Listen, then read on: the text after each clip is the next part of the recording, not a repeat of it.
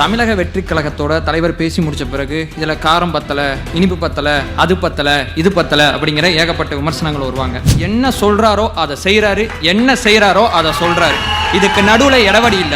சந்தர்ப்பவாத எதிர்கட்சியா மக்கள் பார்த்திருக்காங்க, ஆனா ஆக்கப்பூர்வமான எதிர்கட்சியா மக்கள் பார்த்தது கிடையாது. இப்பதான் பார்த்துக்கிட்டு இருக்காங்க. சந்தர்ப்பவாத எதிர்கட்சினா வேற யாரும் இல்ல, நம்ம தீய சக்தி குரூப் தான். அவங்களுடைய நோக்கம் என்னவா இருக்கும்னா, எதிர்கட்சியா இருக்கும் போது எங்கு போராட்டம் நாங்க ஆதரவு தருவோம்பாங்க. ஆளுங்கட்சி ஆன பிறகு ஏன் போராட்டம்னு கேட்பாங்க. இவருடைய ரசிகர் பின்னா நிக்கிறோம் நினைக்காதீங்க. நாங்க தொண்டரா மாறி வெகு காலம் ஆகுது. ரொம்ப நாட்களா தலைவர் எங்களை அரசியல் படுத்தலன்னு சொல்லிட்டு இருக்காங்க.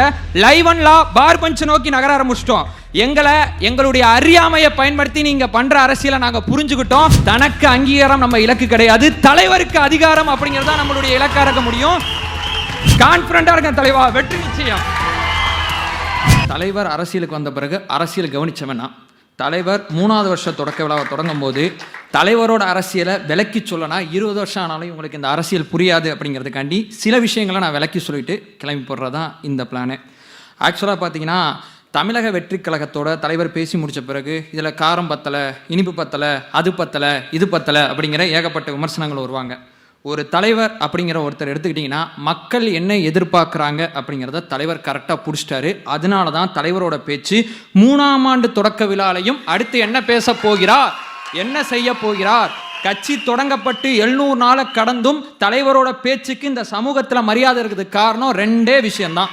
ஒன்று, தலைவரோட பேச்சு அடர்த்தியானதாக இருக்குது. ஒரு குறிப்பிட்ட காலகட்டத்தில் சரியான அளவில் அடர்த்தியான பேச்சை தலைவர் கொடுத்துக்கிட்டு இருக்கார். 2வது மிக முக்கியமான விஷயம், என்ன சொல்றாரோ அதை செய்யறாரு, என்ன செய்யறாரோ அதை சொல்றாரு. இதுக்கு நடுவில் இடவடி இல்லை. இதான் பேட்டனா, இதை பிடிச்சிக்கலாமா, பிடிச்சா மக்கள் கவனிப்பாங்களா அப்படின்னு நினச்சிங்கன்னா, என்ன சொல்றாரோ அதை செய்யறாரு, என்ன செய்யறாரோ அதை சொல்றாரு. உங்க ஜீன்ல அது இல்லவே இல்லை. உங்களால் இதை ஒருபோதும் செய்ய முடியாது. நம்மளுடைய எதிர்கட்சி செயல்பாடை பார்த்த பிறகு கவனிக்காம விமர்சனம் செய்யக்கூடிய சகோதரர்கள் நிறைய பேர் இங்கே இருக்காங்க. ஏன் கவனிக்க மாட்டாங்கன்னு சொல்றேன்னா, ஒரு எதிர்கட்சினா 2 வகையான எதிர்கட்சி தமிழ்நாட்டில் இருக்குது. அதாவது தாவேகா தொடங்கப்பட்ட பிறகு ஆக்கப்பூர்வமான எதிர்கட்சி அப்படிங்கிற ஒரு சொல்லாடலை நம்ம பயன்படுத்தி ஆகணும். சந்தர்ப்பவாத எதிர்கட்சியா மக்கள் பார்த்துருக்காங்க, ஆனால் ஆக்கப்பூர்வமான எதிர்கட்சியா மக்கள் பார்த்தது கிடையாது. இப்பதான் பார்த்துக்கிட்டு இருக்காங்க. சந்தர்ப்பவாத எதிர்கட்சினா வேற யாரும் இல்லை, நம்ம தீய சக்தி குரூப் தான். மற்றபடி வேற எதுவுமே இல்லை. அவங்களுடைய நோக்கம் என்னவா இருக்கும்னா, எதிர்கட்சியா இருக்கும் போது எங்கு போராட்டம் நாங்க ஆதரவு தருவோம்பாங்க. ஆளுங்கட்சி ஆன பிறகு ஏன் போராட்டம்னு கேட்பாங்க. இன்னைக்கு தேதிக்கு என்ன பண்ணணும், என்ன செய்யணும், அதை கடந்து போறதா அவங்களுடைய குறிக்கோளா இருக்குமே தவிர, லாங் விஷன் அரசியல் களத்தில் உணர்ச்சி மையப்பட்ட அரசியல் மட்டும்தான் பண்ணுவாங்களே தவிர நிர்வாகம் சார்ந்த அரசியலை அவங்க பேச மாட்டாங்க. அவங்களுக்கு இதை பற்றி சுத்தமாக புரிதலும் இல்லை. தலைவர் அவர்கள் ஒரு விஷயத்தை எனக்கு சொல்லி கொடுத்தாரு. இங்க இருக்கக்கூடியவங்க அரசியல் படுத்தப்படலங்கிற குற்றச்சாட்டு வைக்கிறாங்க. உங்களுடைய பிரதிநிதியா நான் ஒரே ஒரு விஷயத்தை நான் ஷேர் பண்ணிக்கிறேன். பெண்களுக்கு எதிரான குற்றம் தமிழ்நாட்டில் நிறைய நடக்குது அப்படிங்கிற குற்றச்சாட்டை எல்லா அரசியல் கட்சியுமே இங்க வைக்கிறாங்க. ஆனா தமிழக வெற்றி கழகத்தோட தீர்வு மையப்படுத்தி ஒரு அரசியல் இருக்கு பாத்தீங்களா, இது வரைக்கும் நாங்க யாரும் கவனிச்சது கிடையாது. அதனாலதான் இவருடைய ரசிகர் பின்னா நிக்கிறோம் நினைக்காதீங்க. நாங்க தொண்டரா மாறி வெகு காலம் ஆகுது.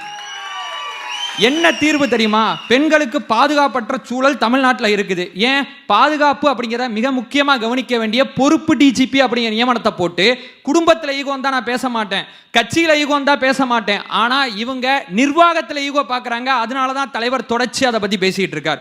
பாதுகாப்பற்ற இடம் இருந்தால் தலைவரோட அறிக்கையில் சொல்லப்பட்ட ஒரு வார்த்தையை சொல்கிறேன், நிர்பயா நிதி வருஷம் ஒதுக்குறீங்களே, அதை என்ன பண்ணுறீங்கன்னு கேட்குறாப்புல. 3வது மிக முக்கியமான விஷயம், ஒரு குற்றம் நடந்துச்சு, குற்றவாளியை பிடிச்சிட்டோம், அவ்வளோதான், படம் முடிஞ்சு போச்சு அப்படிங்கிற ஒரு சினாரியை சொல்கிறாங்க.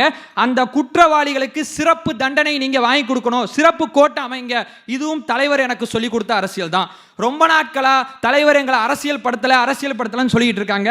அரசியல் அப்படிங்கிறது ஒரு மனநிலை. இந்த மனநிலையில நான் ஒரு விஷயத்தை ரொம்ப தெளிவா சொல்றேன். லைவ் அண்ட் லா பார் பஞ்ச் நோக்கி நகர ஆரம்பிச்சிட்டோம்.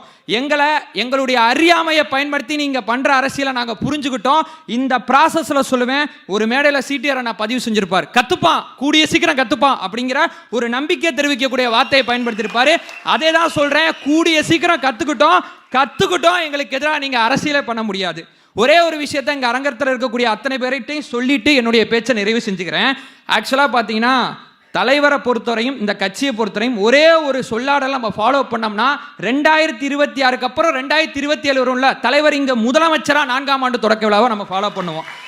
தனக்கு ரொம்ப ரொம்ப ரொம்ப ரொம்ப முக்கியமான விஷயம், தனக்கு அங்கீகாரம் நம்ம இலக்கு கிடையாது, தலைவருக்கு அதிகாரம் அப்படிங்கிறதா நம்மளுடைய இலக்கா இருக்க முடியும். ஒரு இலக்கு இருக்கு, தனித்தனியா ஓடாம இலக்கு எல்லாத்தையும் ஒன்று சேர்த்து மையப்புள்ளியை நோக்கி ரொம்ப தெளிவா ஓடுவோம். தலைவர் எப்போதும் தன்னுடைய பேச்சை முடிக்கும் போது நமக்கு கான்ஃபிடன்ஸ் சொல்லி முடிப்பாரு. களத்திலிருந்து வந்தவன்கிற முறையில சொல்றேன், கான்ஃபிடண்டா இருக்க தலைவா, வெற்றி நிச்சயம். வாய்ப்புக்கு நன்றி.